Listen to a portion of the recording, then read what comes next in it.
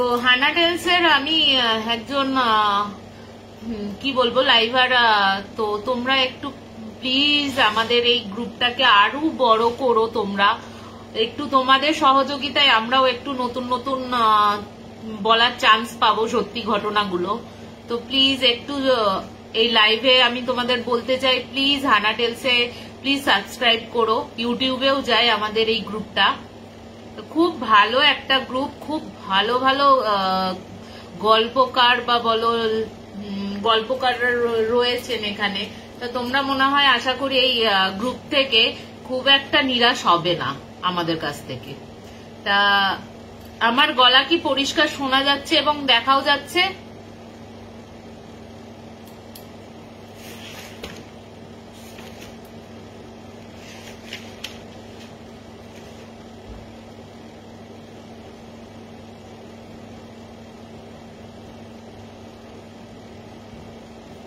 আশা করা যায় আমাকে শোনাও যাচ্ছে এবং দেখাও যাচ্ছে পরিষ্কার।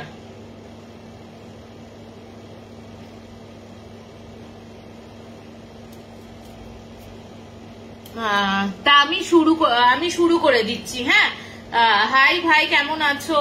হাই সোনালি দি, কেমন আছো তুমি? সবাইকে আজ শুভ সন্ধ্যা জানিয়ে আমি অবশ্যই শুরু করে দিচ্ছি আমার প্রথম ঘটনাটা খুব ইন্টারেস্টিং একটা পাগলা গারদের ঘটনা, পুনার একটা পাগলা গারদের ঘটনা। তো এই ঘটনাটা আমার দাদার সাংবাদিক বন্ধু দেবজিৎ দা, যাকে আমরা দেবুদা বলে জানি, মানে দেবুদা বলে ডাকি, সেই দেবুদার জীবনে একটা হচ্ছে মারাত্মক ভৌতিক অভিজ্ঞতা হয়েছিল, যেটা আজ পর্যন্ত মানে ও নিজেও বিশ্বাস করতে ঠিক মতন পারে না যে আমার সাথে এই ঘটনাটা ঘটেছিল। তো দেবুদা পেশায় সাংবাদিক হলেও সে কিন্তু মানে তার একটু প্যারানর্মালের দিকে একটু ছিল, নজর ছিল আর কি।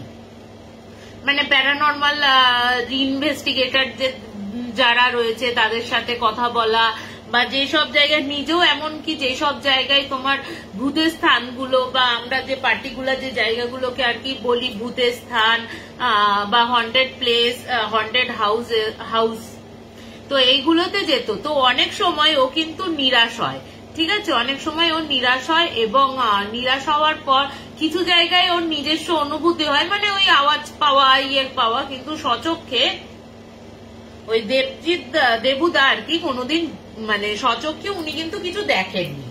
তা এবার দেবুদা বলছে, দেবুদা যেহেতু সাংবাদিক, ওনার কাছে খবর আসে যে পুনাতে একটা হসপিটাল আছে, মেন্টাল হসপিটাল, যে হসপিটালে গেলে মানে যে হসপিটালের রোগীরা যায় সেই হসপিটাল থেকে আর বাপাস হতে পারে না, তার ওখানেই মানে শেষ নিঃশ্বাস তারা ত্যাগ করে।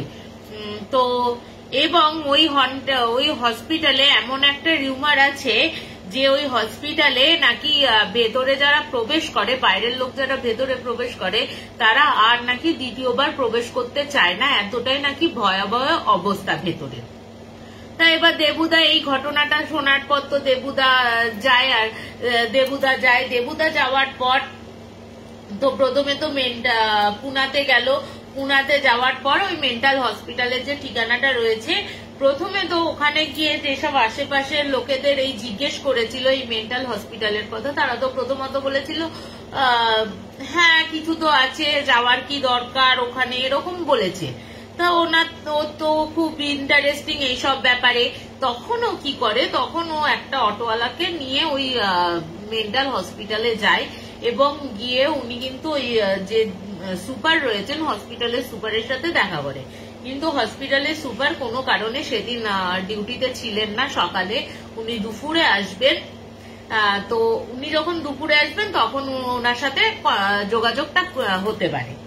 তা এবার যে মেন্টাল হসপিটালের যে দারোয়ান ছিল তার সাথে দেবুদা চেষ্টা করে যে খুব মানে তোমার খুব মানে আলাপ জমায় আর কি, ঠিক আছে, আলাপ জমায়, এবং আলাপ জমাতে জমাতে তখন ওকে বলে যে তো আপনি একটু যদি ভেতরে ঢুকতে দেন, সুপার যদি, যেহেতু বাইরের লোককে একটা রিউমার আছে যে তো এরকম নাকি সত্যি ঘটনা ঘটেছে যে যারা আত্মীয় স্বজনরা রেখে যেত তারা নাকি ফিরে আর দ্বিতীয়বার আর আসতো না, ওখানেই তারা রেখে চলে যেত, মানে এতটাই পরিস্থিতি ওখানে। তা এবার তোমার যে দেবুদা আছে সে দেবুদা বলছে যে তো তুমি একটু বলো না তোমার সাথে এরকম কোনো ঘটনা ঘটেছে কিনা, কিছু হয়েছে কিনা, এরকম যে সাংবাদিকরা কোয়েশ্চেন করতে থাকে। তো প্রথমে যে গেটের যে দারোয়ানটি ছিলেন তিনি কিন্তু প্রথমে কিছুই বলতে চাননি। তো পরবর্তী সময় ও কিছু টাকা দিয়ে ওনাকে বলেন যে একটু কিছু যদি বলেন, আমি তো সাংবাদিক কাটবার নিয়ে গেছে, তো এরকম একটু ছাপাবো, ওর জন্য আপনাকে জিজ্ঞাসাবাদ করছি। তখন উনি বলেন যে হ্যাঁ, এই জেলের ভেতরে অনেকেই অনেক কিছু দেখতে পায়। যেমন আপনি মনে করুন, আপনি হয়তো যাচ্ছেন ভেতরে গেছেন, ভেতরে গিয়ে শুনছেন কোনো দুটো মানুষের খুব চিৎকার, কিন্তু পরবর্তী ক্ষেত্রে বাইরে থেকে শুনে গেলেন যে ভেতরে এরকম চিৎকার করছে, কান্নাকাটি করছে, কিন্তু ভেতরে গিয়ে দেখবেন যে যার মতন সেটা চুপচাপ হয়ে রয়েছে, কারুর চলার আওয়াজ পাওয়া যাবে। এবং সবচেয়ে বড় কথা হয়, এখানে যারা রোগীরা রয়েছে সেই রোগীদের না হঠাৎ করে তারা চিল্লিয়ে ওঠে, কোনো ব্যথায় কোনো কোকিয়ে ওঠে, তারা বলে আমাকে মারবেন না, আমাকে ছেড়ে দিন, আমি তো আজ কোনো কিছু করিনি, এরকম বলতে থাকে। তো এরকম নাকি অনেকেই শুনতে পেয়েছে। তো উনিও ওরকম প্রত্যক্ষ করেছেন যে দেখা যায় যে বিশেষ করে দুপুরবেলা আর রাতের বেলার দিকে একটা মানে পুরনো পোশাক পরা একটা লোক হেঁটে চলে বেড়াতে, এবং ওই লোকটাকে কেউ যদি জিজ্ঞেসও করেছে যে আপনি কে, মানে সে চোখের মুহূর্তে মানে জিজ্ঞেস করার সাথে সাথেই সে কিন্তু মিলিয়ে যেত। তাই এরকম বহু ঘটনা ঘটেছে। এমনকি যে সুপার তিনিও কিন্তু রাতে ডিউটি দিতে চান না আর কি। আমরাই শুধু ভেতরে মানে বাইরে যারা রয়েছি তারা দুজন থাকি আমরা বাইরে, এবং ভেতরে কিন্তু রাতে কোনো কেউ থাকে না, নার্স থাকে না, কোনো ডাক্তার থাকে না, কেউ থাকে না। হাই রূপশ্রী দি, কেমন আছো? তো এবার দেবুদা বলছে কেন এরকম হয়, তখন বলছে যে আজ থেকে প্রায় অনেক বছর আগে, ধরো 92 এর ঘটনা, 92-তে ওই জেলের না একজন খুব কড়া সুপার ছিলেন, যে সুপারটা এত অত্যাচারী ছিলেন, এত অত্যাচার করতেন রোগীদের ওপর, মানে কথাবার্তা না। এবার মেন্টাল পেশেন্ট আর কি কথা শুনবে, তাই না? মেন্টাল পেশেন্টের আর কথা শোনার কি থাকতে পারে, কিছু থাকতে পারে না। তা তখন কি করে, মানে ও কি করতো, গিয়ে না ওই ইলেকট্রিক শক দিত, প্রচন্ড মারতো। এই করতে করতে না ওই পাগল মানে মেন্টাল পেশেন্ট গুলোর মধ্যে, মানসিক রোগীদের মধ্যে এতটাই মানে ওর অত্যাচারটা এতটাই পর্যায়ে চলে গেছিল, ওরা কি করে একদিন সুযোগ বুঝে একাট্টা হয়ে যা হয় পাগল প্রথমে মারধর করে, এবং ওনাকে কোনোভাবে, এবং যারা মানে আধা সুস্থ হয়ে রয়েছে, মানে কিছুটা আধা সুস্থ আধা তোমার মাথাটা খারাপ রয়েছে, মানসিকভাবে বিধ্বস্ত রয়েছে, তারাও সমস্ত লোকরা, এবং বলা যায় কি যে হসপিটালে যারা কর্মীরা রয়েছেন তাদের ওপরও প্রচন্ড অত্যাচার করতো বলে সেই কর্মীরাও যুক্ত হয়ে মিলিত হয়ে ওই সুপারকে মেরে ফেলে। এবং ওই সুপারকে মেরে ফেলার পর থেকেই নাকি এই মানে জীবন্ত অবস্থায় ওদের মেরে ফেলে, এবং ওই সুপারকে মেরে ফেলার পর থেকেই নাকি এই জায়গাটা এরকম দেখা যায়। সবসময় রোগীদের চিৎকার শোনা যাচ্ছে, কেউ মানে বিশেষ করে রাত্রির বেলাগুলোতে, উনি যেহেতু রাত্রিরে টহল দিতে বেরোতেন, উনি নাকি এরকম করতেন যে রাত্রিরে হয়তো কোনো রুগী শোয়নি বা কেউ খায়নি, কেউ জেগে রয়েছে, তাদের ওপর মারধর শুরু করতেন, তাদের ওপর অত্যাচার করতেন, কখনো ইলেকট্রিক শক দিতেন, এরকম অত্যাচারগুলো করতো। এরপর তো বলছে ঠিক আছে তাহলে একটা কাজ করুন না, আপনি তো এত কিছু বললেন, এখন ভেতরে কি কোনো ডাক্তার আছে? বলছে একজন ডাক্তার রয়েছে আর ওদের দেখাশোনার জন্য লোক রয়েছে। তো বলছে আরো কিছু টাকা দিয়ে বলছে আমাকে যদি ভেতরে ঢোকার একটু ব্যবস্থা করে দেন। তো বলছে ঠিক আছে আপনি ভেতরে যান, আমি কথা বলে নিচ্ছি। তা উনি কার সাথে কথা বলবেন আমি জানি না, মানে দেবুদা বললো সে জানে না।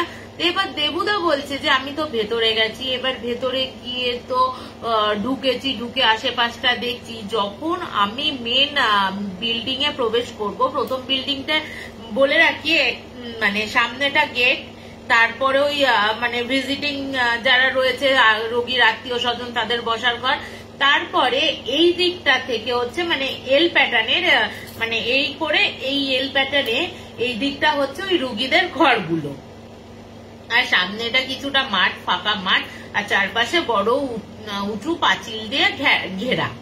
এই হচ্ছে ওই মেন্টাল হসপিটালটার বর্ণনা। এবার ওইটা এতটা লম্বা, পরপর সারি সারি লম্বা লম্বা মুখোমুখি মুখোমুখি মানে কুঠুরির মতন ঘর, যে বিশাল প্রশস্ত ঘর তা কিন্তু না, কুঠুরির মতন ছোট ছোট ঘর মুখোমুখি মুখোমুখি পরপর রয়েছে। প্রায় ঘরের সংখ্যা প্রায় 36, ঠিক আছে।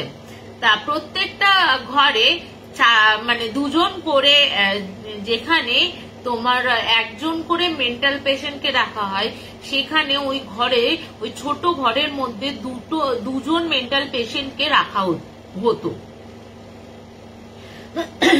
তারপরে এবার দেবুদা বলছে যখন আমি এইসব শুনলাম, শোনার পর আমি যখন আবার তোমার ভেতরে ঢুকছি, ওই গেট দিয়ে বেরিয়ে ওই সোজা ইয়েটা পেরিয়ে যখন আমি এই সোজা লাইনের দিকে যাব, ঘরগুলোর দিকে যাব, তখন কোথা থেকে একটা লোক মানে বেশ হাইটে বেশ কি বলছে, আমার হয়তো খুব বেশি হলে 5 ফুট 3-4 হবে, মানে কারণ ওই দেবুদার প্রায় 5 ফুট 8 লম্বা, তো বলছে 5-6 এরকম একটা লোক এসে বলছে না কি হলো আপনি এখানে? তখন দেবুদা হিন্দিতে বলছে যে এখানে দাদা, দেবুদা বলছে আমি একজন সাংবাদিক, আমি এরকম এরকম কথা শুনেছি, শোনার পর আমি এখানে এসছি একটু দেখার জন্য সত্যি কি কিছু আছে কিনা।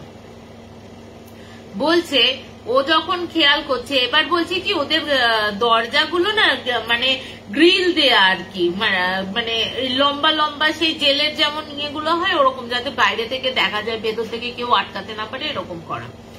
তা দেবুদা বলছে যে আমি যখন যাচ্ছি, বিশ্বাস করবে না, আমি তো ওনার সাথে কথা বলতে বলতে যাচ্ছি, উনি বলছে আপনি কোথা থেকে এসছেন, এখানে কোথা কার কাছ থেকে এই নামটা শুনলেন, এই হসপিটালের কেউ কি অ্যাডমিট কিনা, কেউ কি কিছু কিনা, এরকম কথা শুনছেন। তখন দেবুদা বলছে না আমার এরকম চেনা পরিচিত একজনের কাছ থেকে আমি জানতে পেরেছি, তো এই হচ্ছে জানতে পেরেছি, তো এর জন্য এসছি।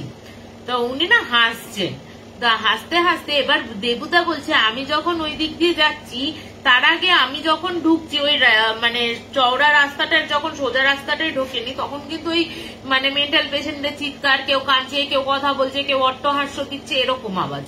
এবার আমি যখন ওই লোকটার সাথে প্রবেশ করেছি ওই জায়গাটায়, মানে লম্বা ওই করিডরটায়, তখন বলছে যে বিশ্বাস করবে না, আমাকে দেখে যে লোকগুলো চিৎকার চেঁচামেচি মানে কান্না হাসি এইসব চলছিল, ওরা আমাকে দেখে পুরো পিন ড্রপ সাইলেন্ট হয়ে আমার দিকে তাকিয়ে রয়েছে অবাক দৃষ্টিতে। এবার ওই যে লোকটা রয়েছে, এবার ওই লোকটা বলছে যে, এবার বলে রাখি ও কিন্তু বলেছিল ওই জেনারেল সরি সুপারটার নাম হচ্ছে, দাঁড়াও 1 সেকেন্ড,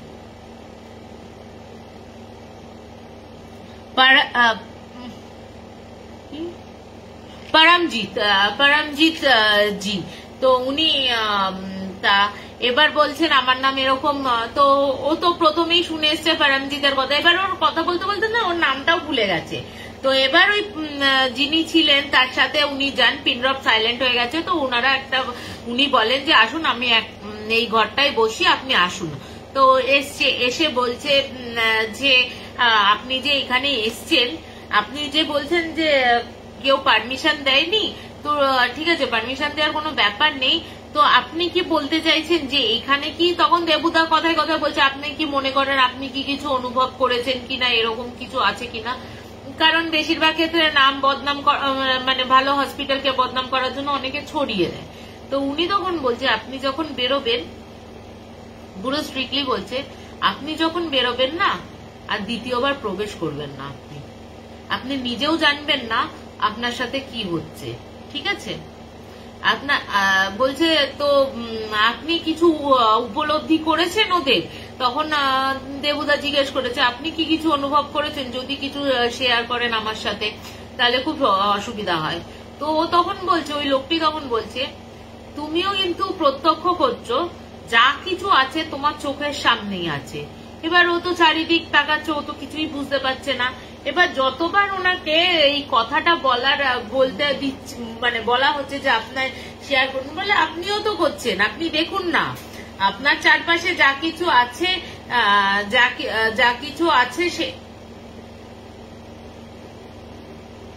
সরি যা কিছু আছে আপনি সেটাই ইয়ে করবেন। আর আপনি বলছেন না দ্বিতীয়বার আপনি ওনার পারমিশন নিয়ে রাতে থাকার চেষ্টা করবেন, আপনি বেরোন না, আপনি তাহলেই বুঝতে পারবেন। এবার কথায় কথায় তো বলছে আপনার তাহলে নামটা কি তো জানা হলো না। তো বলছে আপনি যে বারবার করে একই, সরি তখন বলেছে আমার নাম পরমজি। তো এবার ওর মনে পড়ছে না যে ও বলছে আপনার নামটা না খুব শোনা শোনা, হাসছেন উনি।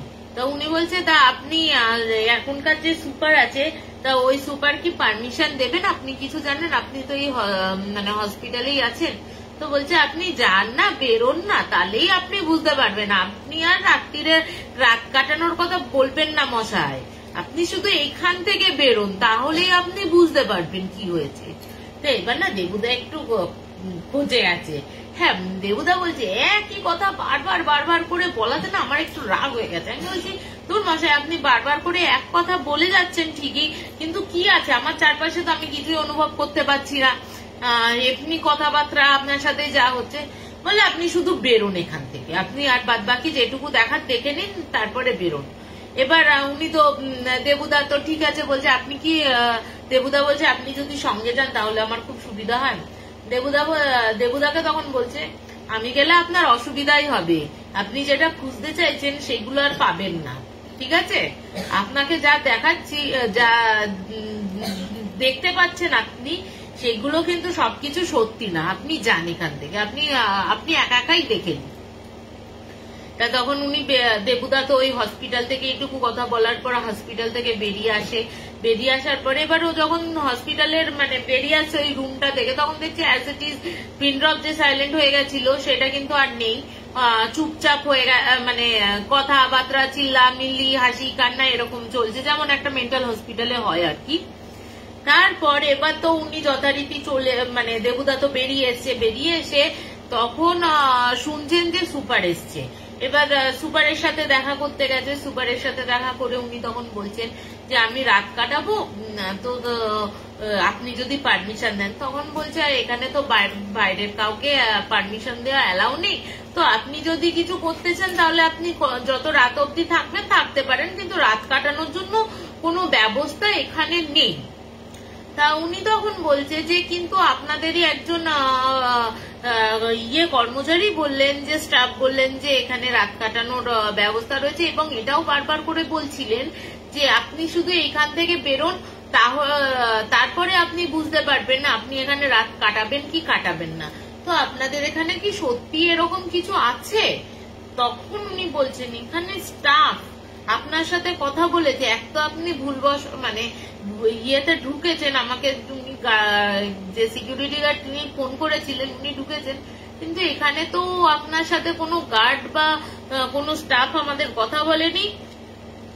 বলছে কেন, আপনার আমার সাথে একজন ছিলেন যার হাইট এরকম, পরমজিৎ নাম ছিল ওনার, উনি তো আমাকে ঘুরিয়ে ঘুরিয়ে সারা জায়গাটা দেখালেন। এবার যখন বলেছে না, বলছে আমি যখন ওই নামটা বলেছি পরমজিতের, বলছে পুরো সুপারের মুখটা না ফ্যাকাশে হয়ে গেছে। ফ্যাকাশে হয়ে যাওয়ার পর ও বলছে যে আপনি কি নাম বললেন বলুন তো? ও তখন বলছে কেন, আমি বললাম পরমজিৎ জি আমাকে এরকম দেখিয়েছেন। বলছে আপনি কি পাগল, উনি আপনাকে দেখিয়েছেন, আপনি ওকে দেখেছেন সরাসরি?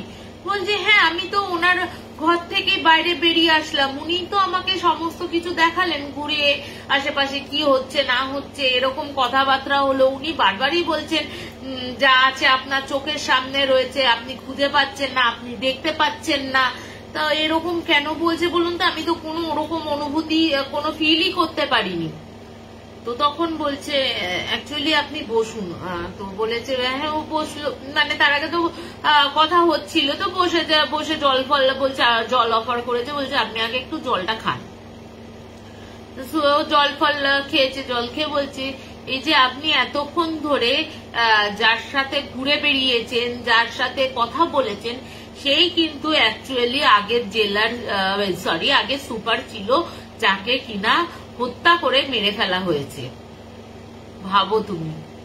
দেবুদা বলছে আমি তখন মনে হচ্ছে পুরো আকাশ থেকে মানে মনে হচ্ছে যেন একদম একদম মঙ্গল গ্রহ থেকে সূর্যে মানে পৃথিবীতে ধবাস করে এসে বললাম।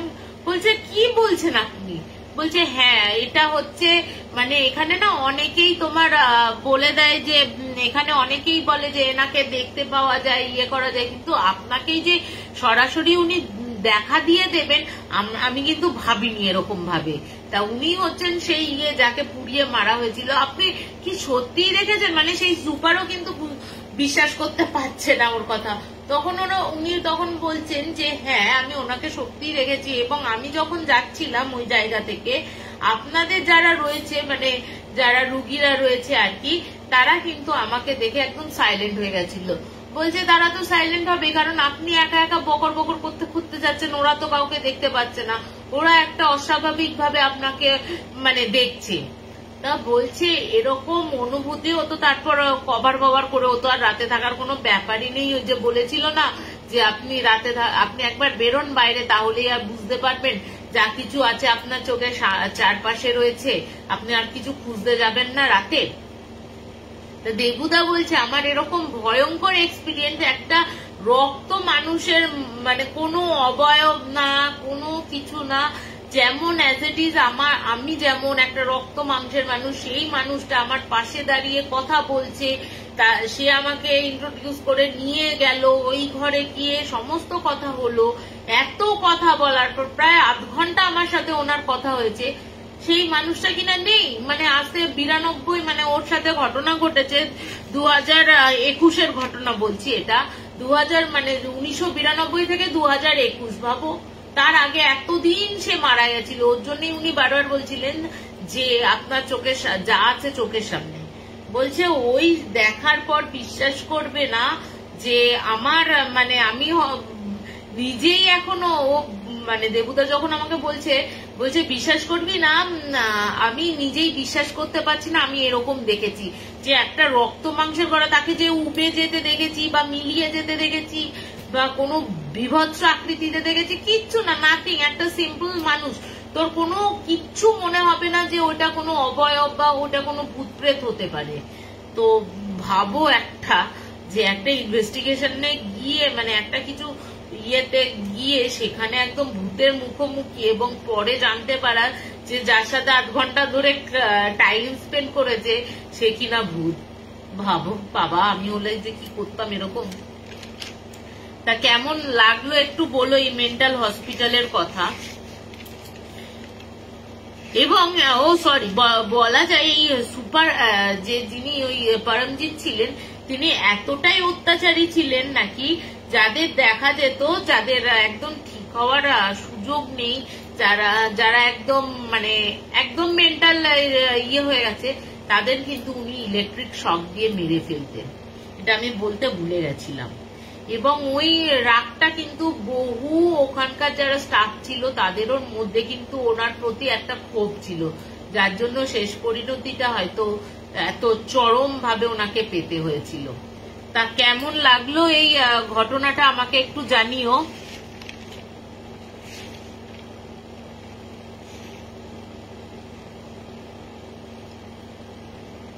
আমি কোনো কমেন্ট দেখতে পাচ্ছি না, যাই হোক তোমরা একটু, আমি পরে কমেন্টের উত্তর দিয়ে দেবো, ঠিক আছে। তো এই ঘটনাটা আর একটা আমি বলে রাখি, রিমাদি বলে মানে আমারই এক আত্মীয় ঠিক বলবো না, আত্মীয়ার বন্ধু আর কি, বান্ধবী রিয়াদি। তো আমারই রিয়াদির যে বন্ধু, সরি রিমাদি যাকে বলছি আর কি, আমার যে নাতিয়ার বন্ধু তার নাম হচ্ছে রিমা। রিমার বাড়িতে হচ্ছে রিমার দিদি ছিল, জামাইবাবু ছিল, দিদির মা বাবা ছিল এবং রিমাদির খুব ভালো জায়গায় বিয়ে হয়েছিল, বিয়ে হয়েছে। এবার তোমার একদিন ও যখন শ্বশুর বাড়ি, ও অ্যাকচুয়ালি ওদের দুজনের রিমাদি আর রিমাদির হাজবেন্ড যেহেতু বাইরের চাকরি করতেন, সেহেতু শ্বশুর বাড়ি বা বাপের বাড়ি থেকে অনেকটা অন্য স্টেটে থাকতেন, অন্য রাজ্যে থাকতেন বলে খুব একটা যোগাযোগ ছিল না। তো একদিন ওরা যখন দুজনে শুয়ে পড়েছে, হঠাৎ করে ওর যে ননদ আছে, বলে রাখি ওই ছেলেটির মানে রিয়াদির শ্বশুর বাড়িতে রিয়াদির স্বামী, রিয়াদির শাশুড়ি মা, শ্বশুর মশাই এবং রিয়াদির দিদি এবং জামাইবাবু রয়েছে। দিদি জামাইবাবুরও বেশি দিন হয়নি বিয়ে হয়েছে এবং রিমাদের মাত্র 4-5 মাস হয়েছে বিয়ে হয়েছে। তো একদিন রিমাদির যে ননদ আছে সে ফোন করেছিল, সে ফোন করে প্রচন্ড কাঁদতে কাঁদতে বলে যে ভাই তুই তাড়াতাড়ি এখানে চলে আয়, তোর জামাইবাবুর অবস্থা ভালো না, তোর জামাইবাবুকে হয়তো বাঁচানো যাবে না, তুই তাড়াতাড়ি চলে আয়। তাই এবার তো তখন বলছে আমি এখন এত রাতে কিভাবে যাব, ঠিক আছে তুই আমাকে একটু সময় দে দিদি, আমি ভোরবেলা পৌঁছে যাব তোর কাছে। তাই এই কথা বলার পর ও কিন্তু আবার কিছুক্ষণ বাদে ফোন করে বলে যে না, তোর জামাইবাবু কিন্তু আর বেঁচে নেই, জামাইবাবু কিন্তু মারা গেছে। এবার ও তখন বলছে জামাইবাবু মারা গেছে, কি এমন হয়েছিল জামাইবাবু, তুই তো মানে জিজুর এমন কিছু হয়েছিল বা বড় রকমের কিছু হয়েছিল, তা তুই তো কিছু বলিসনি এই কথাটা। যে বলছে না, হঠাৎ করেই ও মারা গেছে এবং ডাক্তার বলছে কার্ডিয়ার অ্যারেস্ট হয়ে মারা গেছে। তা বলছে ঠিক আছে। ওরা তখন বাড়ি আসে, ওর মা বাবাকে নিয়ে আবার দিদির বাড়িতে যায়। দিদির বাড়িও বেশি দূর ছিল না ওর মা বাবার বাড়ি থেকে। তো দিদির বাড়িতে চলে যায়, দিদির বাড়িতে গিয়ে যেটুকু কাজকর্ম করার সেইটুকু কাজকর্ম করে। এবং বলে রাখি যে রিমাদির যে ননদ, সেই ননদের কিন্তু তেমন কোনো ননদের শ্বশুর বাড়িতে তেমন কেউ ছিল না আর কি। ছেলেটির খুবই অল্প বয়সে মা বাবা দুজনেই মারা যান এবং কাকু কাকিমাও ছিলেন। কাকু কাকিমা পরবর্তীতে বয়স হয়ে যাওয়াতে কাকু কাকিমাও মারা যান বিয়ের কয়েক মাসের মধ্যে। তা এবার যথারীতি কি করবে, ওই একা বাড়িতে, তো ওই অত বড় বাড়িতে তো মানে ওর ননদ থাকতে পারবে না।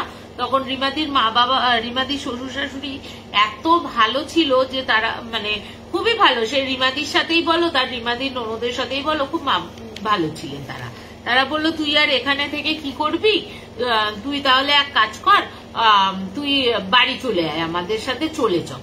তা ও তো চলে আসে এবং বলছে যে রিমাদি একটা স্বামী মারা গেলে তার তো বেশি দিন বিয়ে হয়নি, তার তো বাচ্চা কাচ্চাও হয়নি, তার বাচ্চাও হয়নি, কিচ্ছু হয়নি।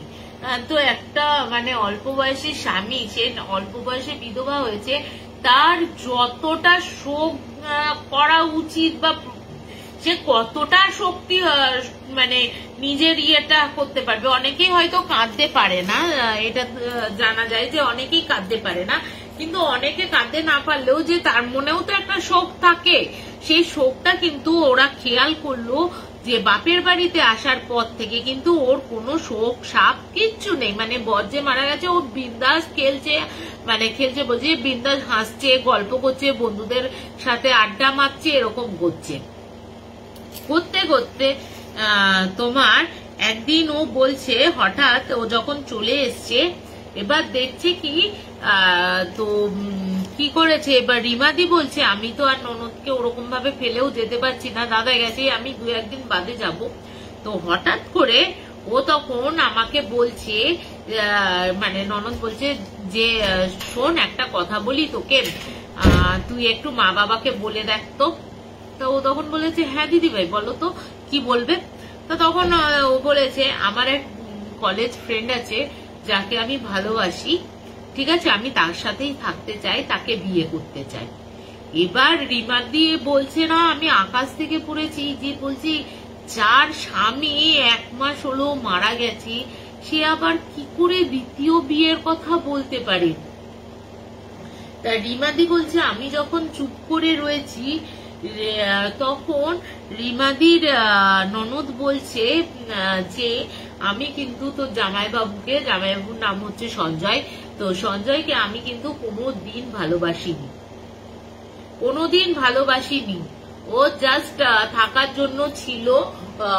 মানে আমার মা বাবা, আমি যে বয়ফ্রেন্ড, মানে আমার যে বয়ফ্রেন্ড আর কি, আমি তাকেই বিয়ে করতে চেয়েছিলাম, কিন্তু আমার মা বাবার একটাই প্রবলেম ছিল যে তোমার ছেলেটি তখনও চাকরি বাকরি করে না, এখন যেহেতু চাকরি বাকরি করে না, এবং সে কিন্তু মানে কি বলবো, সে মানে যা হয় আর কি, মানে তার কাছে খারাপ কিছু শুনেছে বলে, মানে তার মা বাবা নিশ্চয়ই খারাপ কিছু শুনেছে বলে তার সাথে বিয়ে দিতে আগ্রহী ছিলেন না, এবং পরবর্তীকালে সঞ্জয় দার সাথে বিয়ে হয়।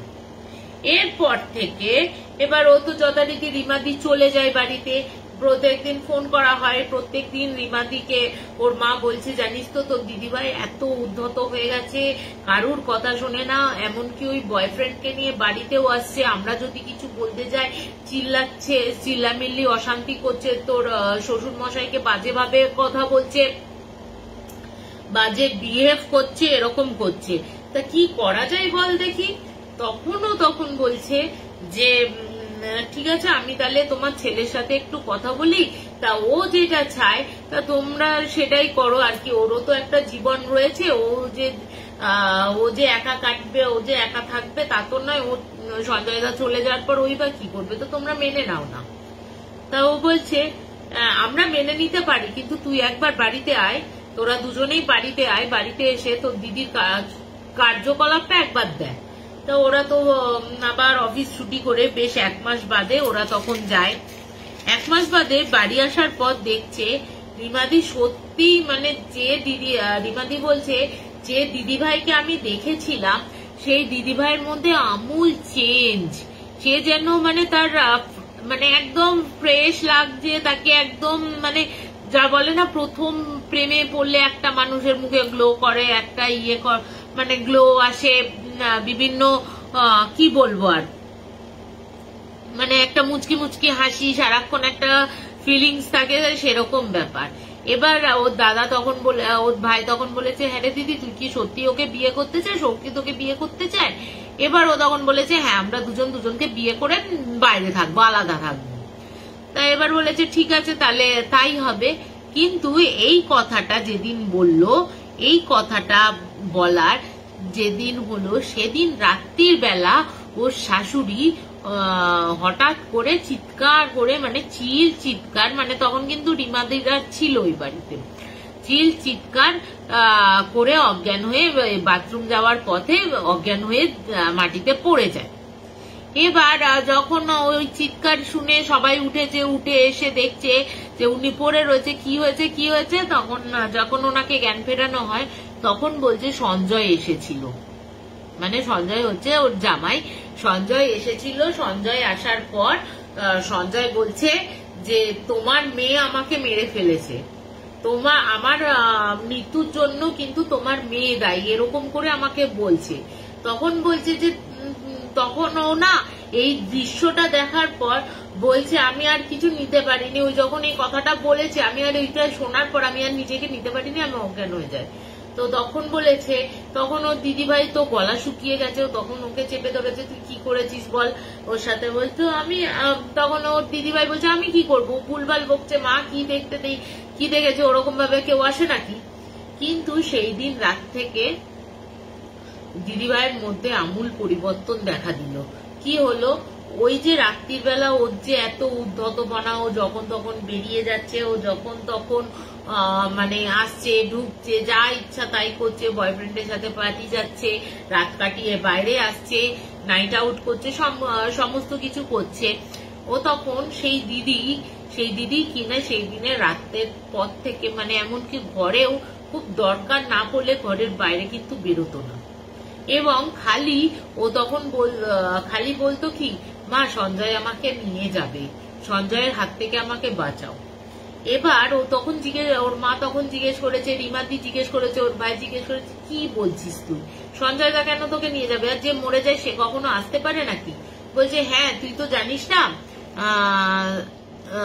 জানিস না সঞ্জয় কিন্তু রেগুলার আমার কাছে আসে, আমার কাছে এসে সঞ্জয় বলে আমাকে কেন মারলে, সত্যি আমি ওকে মেরে ফেলেছি, সত্যি আমি ইয়ে করেছি। এবার বলছে ওরা যখন নিজের মুখে বলছে হ্যাঁ আমি ওকে মেরে ফেলেছি, আমরা তো বিশ্বাস করতে পারছি না, ভাবছে কি যে মেয়ের কি মাথা খারাপ হয়ে গেল না ভুলভাল বকছে উল্টো পাল্টা কিছু, কারণ ওর ড্রিঙ্ক করার স্বভাব ছিল, ড্রিঙ্ক করে কি ভুলভাল কিছু বলছে। এরপর থেকে কিন্তু রেগুলার ও যেখানে যেত ও কিন্তু সঞ্জয়কে দেখতে পেত।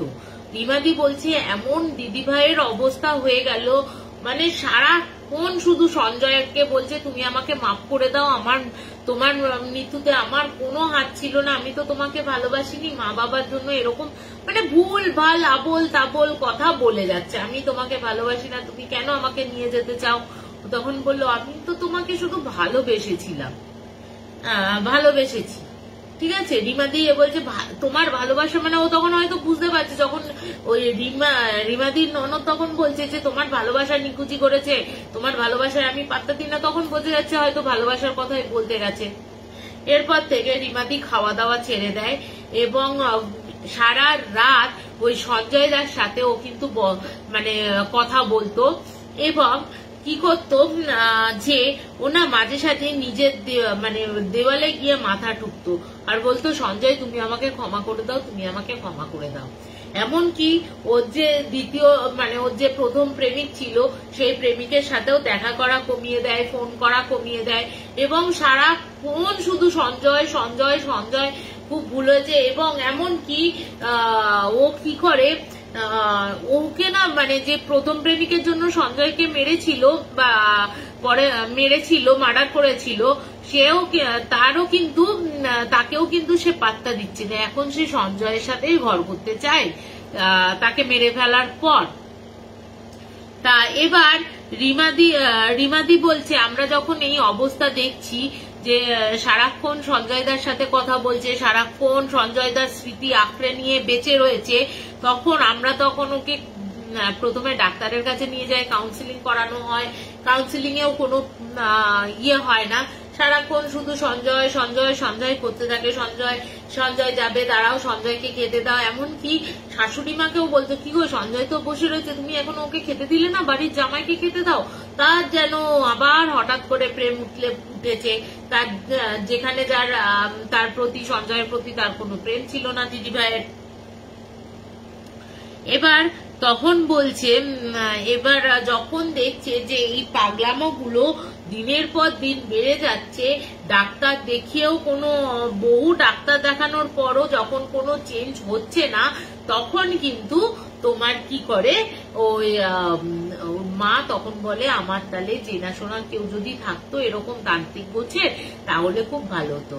এবার রিমাদের বাড়ির যিনি গুরুদেব তার কথা কিন্তু ওর মা জানতো, মানে রিমার শাশুড়ি মা জানতো।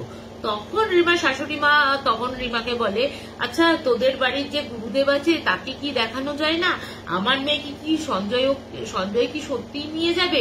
এমনকি রিমাদি বলছে সঞ্জয় দা যে পারফিউম ইউজ করতো, সঞ্জয় দা হাঁটা চলা আমরা কিন্তু বুঝতে পারতাম, কেউ একটা মানে রয়েছে ওই বাড়িটাতে, আমাদের ওই বাড়িটাতে কেউ না, সঞ্জয় দার আভাস আমরা পেতাম, কারণ ওকে যখন বলতো যে তুমি খেতে দাও মনে হলো যেন সঞ্জয় দা যে বডি স্প্রেটা মাখতো সেই বডি স্প্রে ভুরভুর করে গন্ধ বেরোচ্ছে। তারপর কোনো ভালো কিছু আনলে সে সবাই মিলে বসলে যেমন ওকেও খেতে দেওয়া হয়েছে, মানে মেয়ে হয়তো খেতে দিয়েছে, দিদি ভাই হয়তো খেতে দিয়েছে, ঠিক ওরা যখন থালা ফালা তুলতে যাবে ইয়ে করতে যাবে বা রেখে গেছে ওই খাবারটা ওখানেই পড়ে রয়েছে, কিন্তু পরবর্তী সময় এসে দেখা যায় একটু হলেও খাওয়া জিনিসটা। তাই এরপরে ওই গুরুদেব আসেন, ওর মায়ের মানে রিমাদির মায়ের গুরুদেব আসেন, গুরুদেব এসে বলেন যে কি হয়েছে। তো রিমাদিকে যখন গুরুদেব আসেন সামনে, তো অনেক এন্টিটি হয় না, ওকে তো পজেস করে রেখেছে, অনেক এন্টিটি ওদের সহ্য করতে পারে না, কিন্তু সঞ্জয় দা ওর মানে ভাষাতেই বলছে, ওর ভেতরে ঢুকে ওর গলাতে বলছে আমি ওকে না নিয়ে যাবো না, ওকে আমাকে নিয়ে যেতে দিন, আমার তো কোনো দোষ ছিল না, ওকে আমি ভালোবেসেছিলাম, ও তো আমাকে বলে দিতেই পারতো আমি অন্য কাউকে ভালোবাসি, আমি তো এখন ওকে না নিয়ে যাব না। তারপর বলছে এ আবার হয় নাকি, তুমি হয়তো ভুল করে চলে গেছো, তা তোমার কি চাই? তো বলছে আমার ওর শাস্তি চাই। তো কি শাস্তি, তো তখন জিজ্ঞেস করছে যে কি শাস্তি পেলে তুমি মুক্ত হবে বা মুক্তি লাভ পাবে, আমি সেই ব্যবস্থাই করে দেবো। তখন বলছে যে একে পুলিশের হাতে না দেওয়া অবধি, পুলিশের তদন্ত না হওয়া অবধি আমি কিন্তু কোনোভাবে একে ছাড়বো না। এবং পরবর্তী ক্ষেত্রে ওই গুরুদেব ওনাকে কথা দেয়, কথা দিয়ে সেই দিনেই ওকে কিন্তু সমস্ত ইয়ে করা হয়। এবং প্রতিটা জিনিস বলে রাখি, ওই সঞ্জয় দা কিন্তু প্রতিটা জিনিস প্রতিটা কিছু কিন্তু জানতো, বেঁচে থাকাকালীনও কিন্তু জানতো। যখন সঞ্জয় দার আত্মা এগুলো বলছে তখন কিন্তু সঞ্জয় দা বলছে আমি বিয়ের 1 সপ্তাহ বাদ থেকে আমি জানতাম যে ওই ছেলেটির সাথে ওর সম্পর্ক রয়েছে। তার জন্য ও কিন্তু বলছে যে আমার বাড়িতে এরকম জায়গায় মানে ওর একটা পার্সোনাল রুম আছে, ওই পার্সোনাল মানে অফিসের রুম আছে, অফিস রুম, যেখানে ওয়ার্ক ফ্রম হোম করতে পারবে বা কোনো কাজকর্ম করতে পারবে।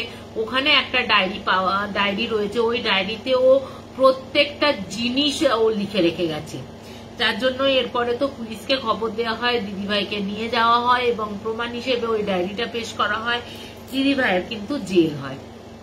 তা বলছে এই সঞ্জয় দা বলছে সঞ্জয় দা কিন্তু খুব একটা মানে যে এনটিটি এই ভেঙে ফেলছে, এই চুড়ে ফেলছে, এই ইয়ে করছে এরকম না, ওকেই শুধু দেখা দিত। এবং আমরাও হয়তো বুঝতে পারতাম ওই স্মেলটা দিয়ে, আমরা হয়তো সঞ্জয় দাকে দেখতে পারতাম না সামনাসামনি। ওই একদিনই যা শাশুড়ি মা দেখেছেন, আমি তো দেখিনি, আমার হাজবেন্ডও দেখেনি, আমার শ্বশুর মশাইও দেখেনি।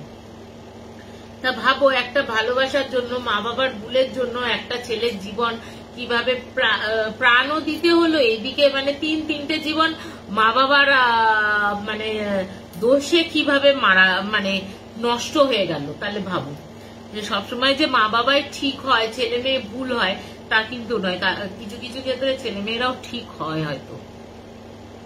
তা এই হচ্ছে আমার দ্বিতীয় ঘটনা। কেমন লাগলো একটু বলো আমাকে জানিও। তো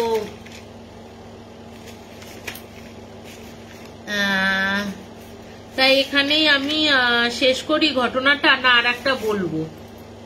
তো বুঝতেও পারছি না অ্যাকচুয়ালি, একটু মানে আমি একটু ইয়েতে গেছি, বার্থডে ইয়েতে গেছিলাম, বান্ধবীরই বার্থডে ছিল, পাশেই থাকে। তো একটু জাস্ট ক্লান্ত, সেই সকাল থেকে খাটাখাটনি চলছে।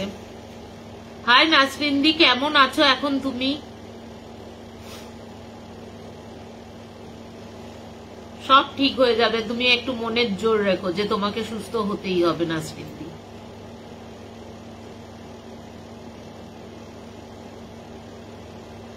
তো এবার বলিয়ে তাহলে আর একটা ঘটনাও বলে দিই। 9:55 তো না, এই ঘটনাটা বড় আছে, ঠিক আছে? এই ঘটনাটা নেক্সট ঘটনাটা রাজস্থানের একটা বাড়ির ঘটনা বলবো, যে বাড়িটাকে বলা হয় যে মানুষ খেকি বাড়ি বা হন্টেড হাউস। ওই বাড়িটা আজও অব্দি রয়েছে এবং ওই বাড়ির পাশে যিনি রয়েছেন তিনি আমাকে ঘটনাটা শেয়ার করেছেন এবং সে হচ্ছে আমার একান্ত কাছের বন্ধু। তো তার পাশের বাড়ির ঘটনাটা আমি বলবো, যা কিন্তু আজও কিন্তু ওইটা এখন তো পরবর্তী সময় বন্ধ মানে ভেঙে ছুটে পড়েছে, কিন্তু কোন রাজস্থান সরকারও বলো কেউ বলো সে কিন্তু ওই বাড়িটায় হাত দিতে দেয় না, মানে হাত দিতে চায় না আর কি। কারণ বহুবার চেষ্টা করার পর যারাই হাত দিতে গেছে তারাই কিন্তু মৃত্যুতে ঢলে পড়েছে, মৃত্যুর কোলে। তাই এই ঘটনাটা বলবো, খুব ভালো, একটু লেন্দি ঘটনা বলে এখন আর বললাম না, 10টা প্রায় বাজতে চললো। তো এখানেই আমি শেষ করছি। আশা করা যায় যে তোমরা হানা টেলসকে আরো ভালোবাসা দেবে এবং একটু প্লিজ সাবস্ক্রাইব করো, লাইক করো। যদি আমার কথাগুলো ভালো লাগে, ঘটনাগুলো ভালো লাগে, প্লিজ একটু লাইক করে দিও, তাহলে আমারও একটু কমেন্টও করো যাতে আমিও একটু বুঝতে পারি তোমাদের কেমন লাগছে। আরো যদি কিছু ইমপ্রুভ করার ব্যাপার থাকে আমাকে সেটাও বলতে পারো। তো আজকে আমি এখানেই শেষ করছি। কেমন লাগলো জানিও। শুভরাত্রি, আর সকলে খুব ভালো থেকো। Please subscribe to our channel Hana Tales. Comment, share, like, and don't forget to hit the notification bell for more videos.